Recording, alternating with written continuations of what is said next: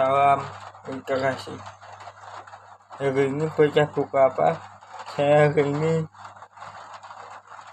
membaca buku yang berjudul Para Raton, sebuah naskah yang cukup terkenal di masa kerajaan Majapahit. Sebenarnya buku ini menceritakan dari awal bagaimana sejarah Hindu Buddha berjaya di Indonesia, dimulai dari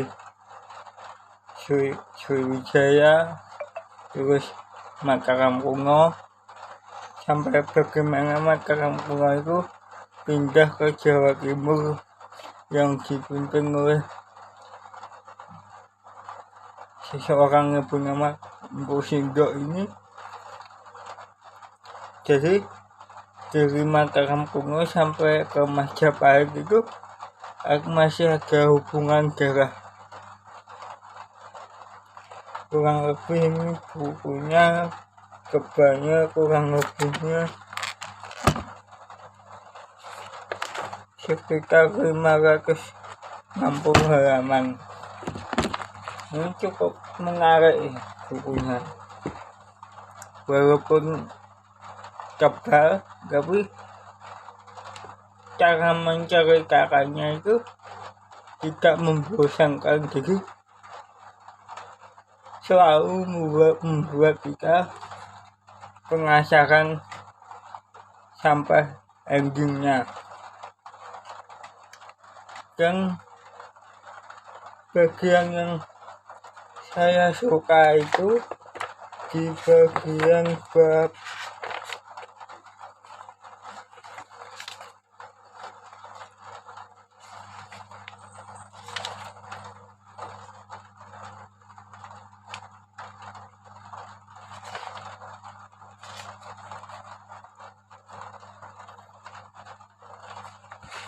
yang saya suka itu di bagian bab yakni bab 10 membahas tentang Sri Hayam Wuruk, Raja Hayam Wuruk.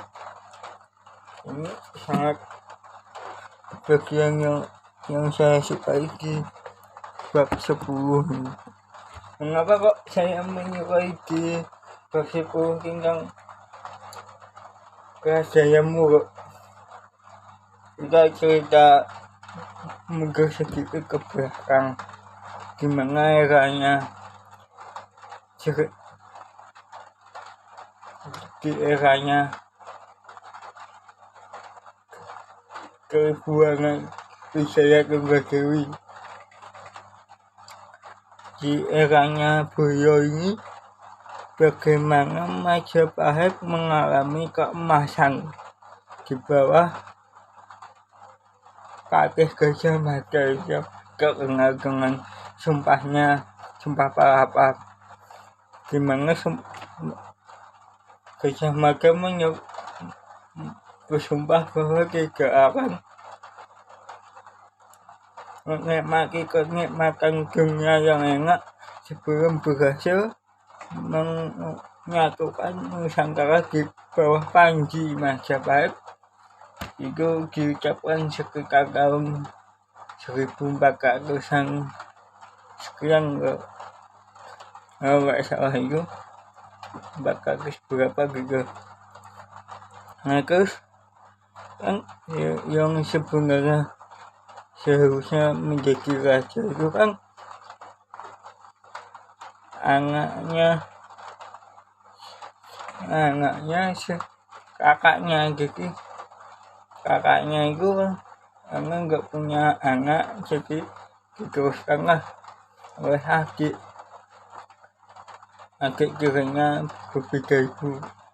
Nah itu sampai sekitar tahun 1350-an itu digantikan oleh anaknya yang bernama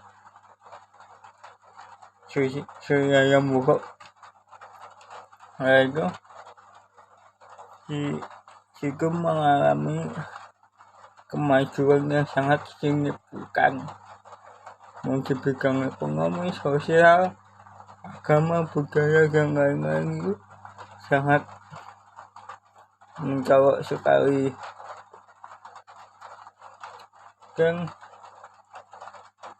kalau kita lihat di negara-negara seperti Eropa,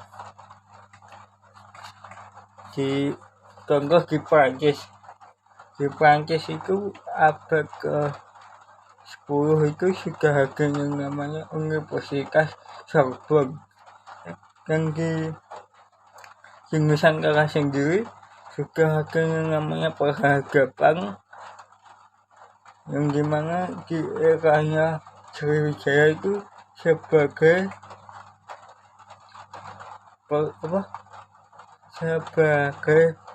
semacam sekolah untuk umat Buddha dan Hindu, jadi panutan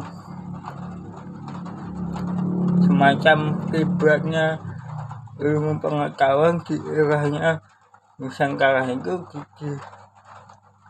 Jadi kalau kita sandingkan dengan peradaban dunia, Nusantara itu tidaklah majunya dengan Eropa sana atau Cina atau bahkan Jepang juga.